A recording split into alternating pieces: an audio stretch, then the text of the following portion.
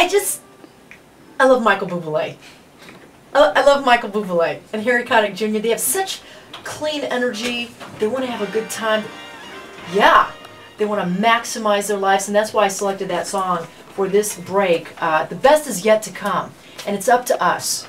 We're listening to the Kiki Vale Show here live with Dawn Jackson Blattner. She's a dietitian expert, a nutrition expert. She's a dietitian, excuse me. And before we get back into our segment of holiday eating and the mental edge, I would like to thank Whole Foods for donating this special and delicious and wonderful food. It's all very healthy, it's appealing, it's appetizing, it's gorgeous.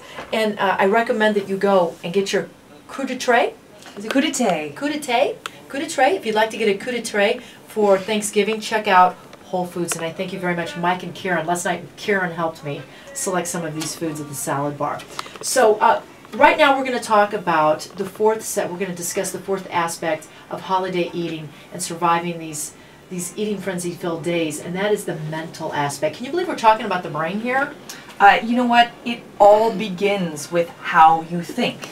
That if you think that you're going to pull through this holiday and you have this right sort of attitude, I'll tell you what, guess what's going to happen? You will. The power of the mind is just as strong as the power of the food that I talk about so much.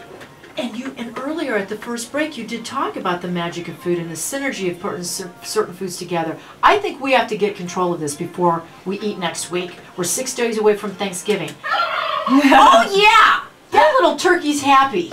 I like that. I would like to meet him again.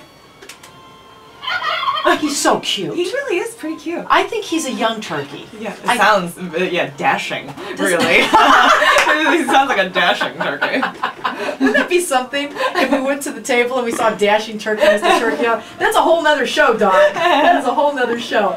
But that has so much to do about how we think about the holiday. We talked about the exercise. We set ourselves up for success the morning of Thanksgiving. And you even had mentioned something about doing daily affirmations. I can't believe you said that. I love it. Yeah, I'm a big sort of believer in this idea of telling yourself positive things. It's this positive mental attitude. It's not easy to have these days. It's not something that necessarily comes without work. So getting up in the morning and not being negative, not saying, oh, look at my roll over here, not saying like, oh, I'm feeling lazy. Really thinking about how do I talk nice to myself in a positive way right away in the morning. To say, good morning, Dawn. Good morning, Kiki. It's going to be a great day. I'll tell you what, as silly, corny, cheesy as that sounds, guess who's going to have a great day? You are. Yeah, that's right. Dawn's going to. So the idea is you can, that's right. So I love it. Right, exactly. Yeah. So is this artificial or real? I mean, you were looking at me like, good morning. I learned that years ago at a spa, that I answered the wake-up call and it said, good morning. You're going to have a great day.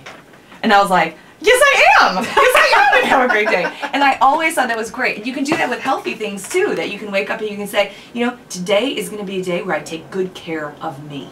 And taking good care of me means, eating healthy stuff that you enjoy eating. It doesn't necessarily mean taking care of yourself just by eating boring healthy foods or taking care of yourself by eating fatty comfort foods. It's somewhere in between. It's that balance between things that you love and things that make your body feel good. And I think that's the key. If you respect your body and you understand that you're blessed and you're fortunate to have a healthy body, you can get up, you can jump out of bed, you can walk, you can do all those good things. Why don't you want to take care of it? It's like a car. If you put the good oil in it, it runs faster and harder.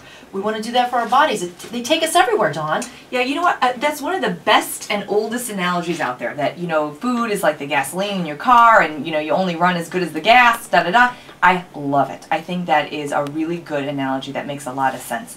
In addition to having that like affirmations and the positive sort of self-talk, I think another very important thing over the holidays is to think, is this the right time to goal set weight loss? Or is this the right time to goal set just weight maintenance? And I think for most people out there, this is not the time of year to think, this is when I'm really going to lose 25 pounds. This is the time of year to maintain your weight. Don't gain weight, but maintain your weight. And having a proper goal, having a realistic goal, can really be that mental edge that you need to get through the holidays in the right way without frustrating yourself. What if someone's in the middle of a weight loss program? What would they do? And let's say maybe they've hit their set point and they're not kind of budging, but they've been trying to lose. You would advise them just maintain, stay where you're at. Maintaining your weight over the holidays is not easy to do.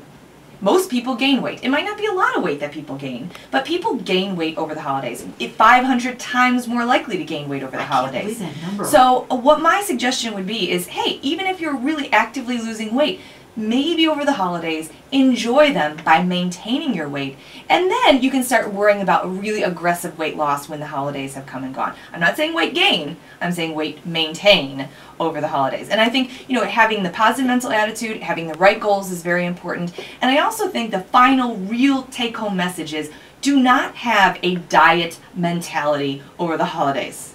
Diet mentality is, oh, I'm not going to eat the foods that I like, you know, and you're going to go to parties and you're going to avoid things that you want to be eating. And what that does is it sets you up for a restriction binge cycle. That you don't eat it, you restrict yourself, and at some point, the whole floodgates are going to break open and you're going to binge, overeat, overeat, overeat. So instead, you go to parties and you say, you know what, I'm not going to eat a little of everything.